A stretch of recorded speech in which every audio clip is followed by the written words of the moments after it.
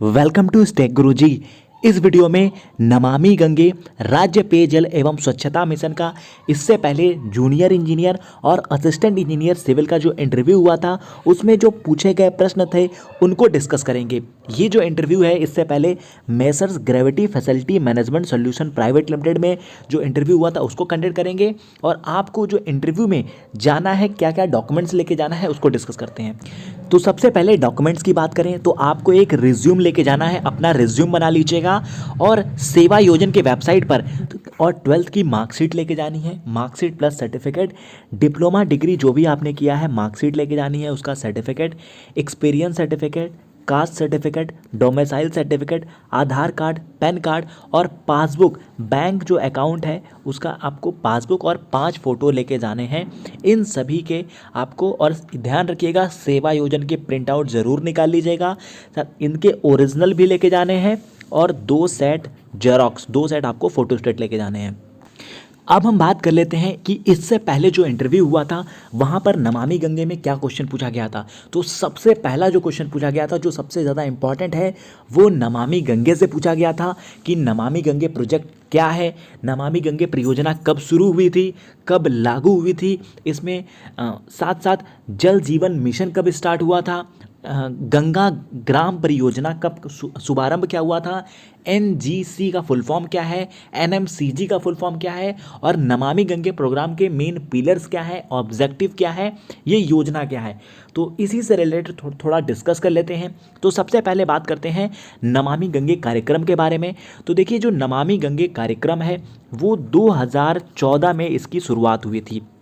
जी हाँ, 2014 में इसकी शुरुआत हुई थी और 2015 मई में नमामि गंगे प्रोजेक्ट को लागू किया गया था। मेनली ये जो योजना है गंगा की सफाई के लिए है। ये योजना जब शुरुआत में आई थी तो 5 साल के लिए आई थी। इसका 20,000 करोड़ रुपए का बजट था और शुरुआत में 5 साल के लिए आई थी, लेकिन ये जो नमामि गंगे परियोजना है ये बहुत ज़्यादा हाईलाइट हो गई जब यहाँ पर वर्ल्ड बैंक ने नमामि गंगे परियोजना के लिए 400 मिलियन डॉलर का इसको फंड दिया। तो 400 मिलियन डॉलर का फंड देने के बाद जो नमामि गंगे परियोजना है वो काफ़ी ज़्यादा हाईलाइट हो गई और उसके बाद ये जो योजना है वो एक फ्लैगशिप स्कीम बन गई।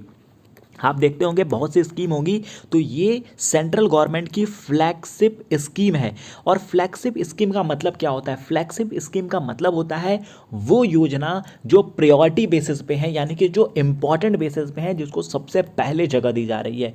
तो जो नमामि गंगे परियोजना है वो फ्लैगशिप स्कीम है, यानी कि प्रायोरिटी बेसिस पे है।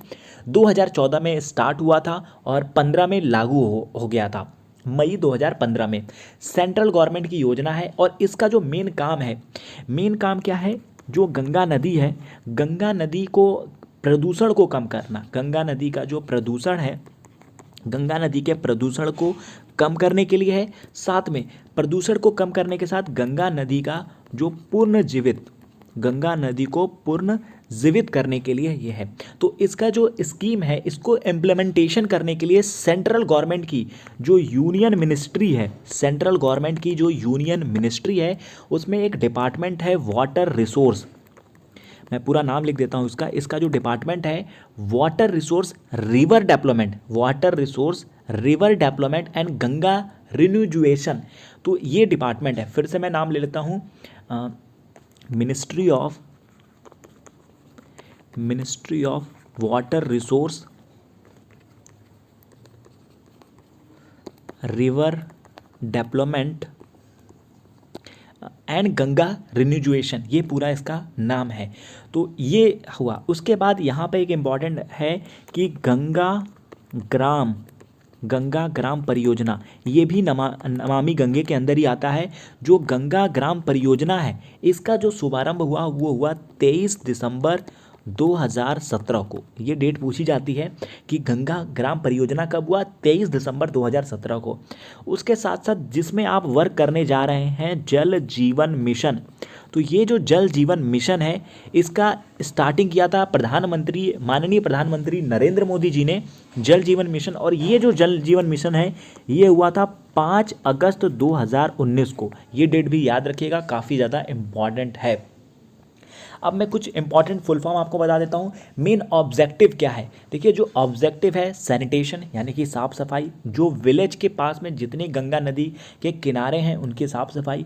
नमामि गंगे परियोजना की जो मेन पिलर हैं इस प्रोग्राम के लिए वो है कि sewage treatment infrastructure, sewage treatment infrastructure, river surface cleaning, afforestation करना, मॉनिटरिंग करना इंडस्ट्रियल इफेक्ट्स को लेकर, रिवर फ्रंट को डेवलपमेंट करना। नमामि गंगे परियोजना में बहुत ज़्यादा इंपॉर्टेंट है रिवर फ्रंट, जो भी रिवर फ्रंट आए तो रिवर फ्रंट को जो डेवलपमेंट का काम है वो नमामि गंगे परियोजना के अंतर्गत आता है। बायोडाइवर्सिटी, पब्लिक अवेयरनेस, उससे भी ज़्यादा इंपॉर्टेंट है नमामि गंगे में पब्लिक अवेयरनेस, यानी कि लोगों को बातों को पहुंचाना कि क्या चीज़ें हैं। पब्लिक अवेयरनेस काफ़ी इंपॉर्टेंट है। गंगा से जुड़े हुए जितने विलेज हैं उनकी साफ़ सफाई सब चीज़ ध्यान में रखना।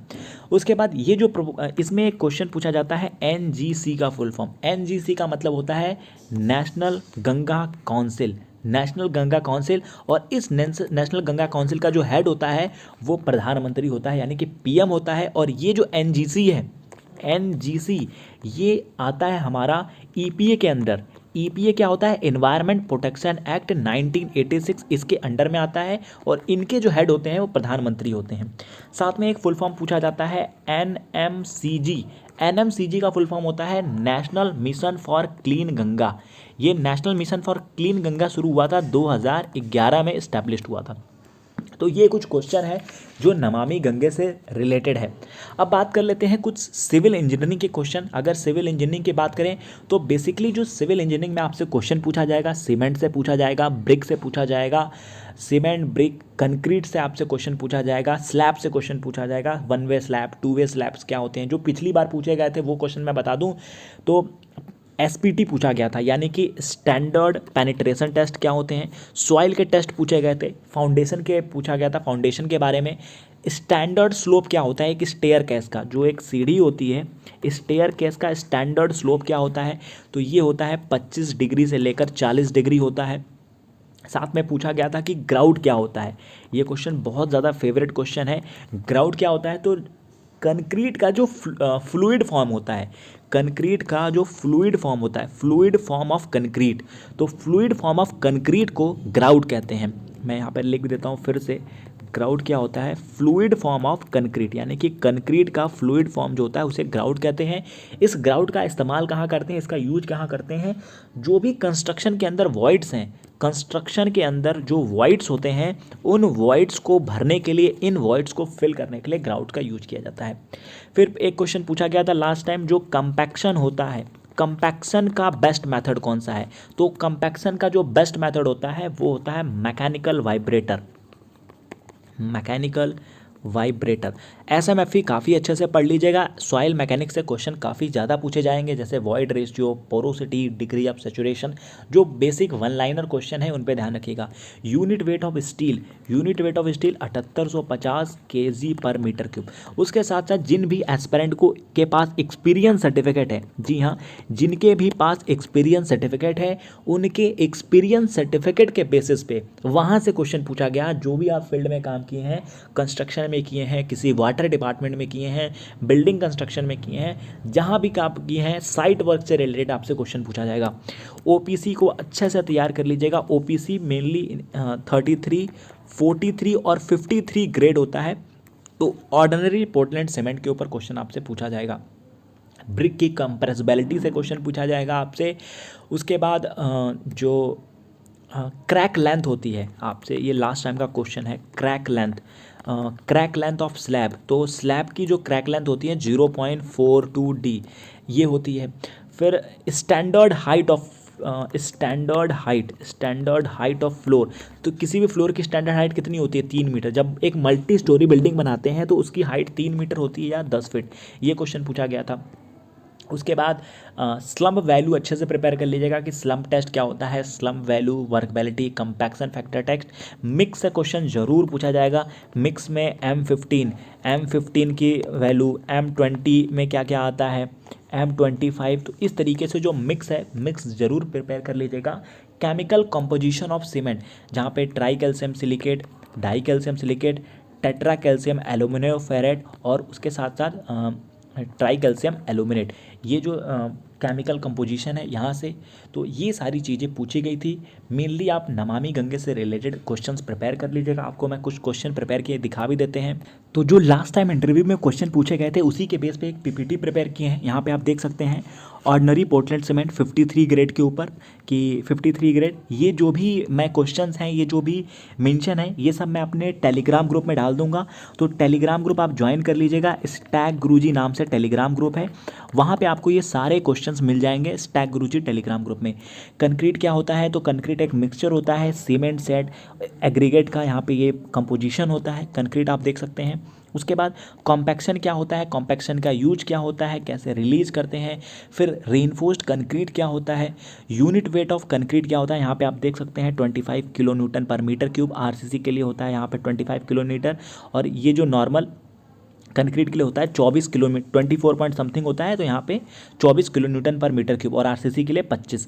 तो ये आप देख लीजिएगा। डक्टिलिटी क्या होता है, जो एबिलिटी होता है, ability to deform under tensile stress, ये डक्टिलिटी होता है। वन वे स्लैब और टू वे स्लैब के अंदर क्या डिफरेंस होता है। साउंडनेस ऑफ सीमेंट मैंने आपसे डिस्कस भी किया था वर्कबिलिटी के बारे में, स्लम टेस्ट कंपैक्शन फैक्टर, तो एक साउंडनेस के ऊपर भी आएगा।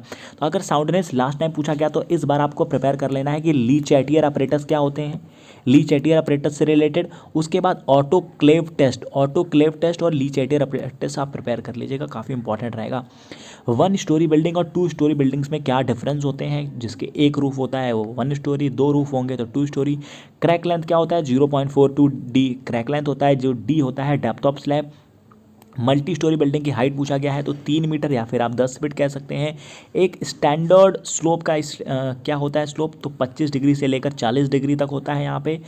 किसी भी बिल्डिंग को कोलैप्स करने का मेन रीजन, तो किसी भी बिल्डिंग, देखिए एक पैसेज ऑफ टाइम, समय के साथ साथ फाउंडेशन अगर उसका कमज़ोर है, कोई नेचुरल कैलामिटीज ज़्यादा है, अर्थक्वेक टाइप, हरिकेन्स टाइप, या अदर रीजन्स ऐसे बॉम्बिंग वॉर, ये रीजन दिया गया है। ग्राउट क्या होता है, ग्राउट एक फ्लूइड फॉर्म होता है कंक्रीट का। तो इस टाइप के ये जो क्वेश्चन है आपसे पूछे जाएंगे। मेनली इस टाइप से आपका इंटरव्यू होगा, कंडक्ट होगा ग्रेविटी मैनेजमेंट फैसिलिटीज़ के द्वारा। तो बाकी और भी कोई क्वायरीज़ हैं आपकी तो कमेंट कर सकते हैं। बाकी मैं अपने टेलीग्राम चैनल पे सब चीज़ अपलोड कर दूंगा, तो टेलीग्राम को ज़रूर फॉलो कर ले, वहाँ से आपको सारी अपडेट्स मिल जाएंगी। बाकी फ्यूचर की सभी अपडेट्स के लिए चैनल को सब्सक्राइब, वीडियो को लाइक और अपने फ्रेंड के साथ शेयर करें। आप सभी का दिल से बहुत बहुत धन्यवाद।